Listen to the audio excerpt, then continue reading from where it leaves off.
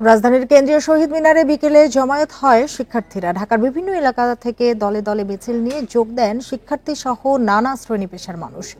প্রিয় নম্বর সেট করে বিকাশে সেন্ড মানি করুন ফ্রি। শহীদ মিনার এলাকা ছাপিয়ে চাংখারপুল মোড়, দোয়েল চত্বর, জগন্নাথ হল মোড় এবং ঢাকা বিশ্ববিদ্যালয়ের শেখ রাসেল টাওয়ার পর্যন্ত ছড়িয়ে পড়ে এই জমায়েত। পরে সমাবেশ থেকে সরকার পতনের এক দফা দাবিতে কাল অসহযোগ আন্দোলনের কর্মসূচি ঘোষণা করে শিক্ষার্থীরা। জাতীয় সরকার গঠনের আহ্বানও জানায় তারা।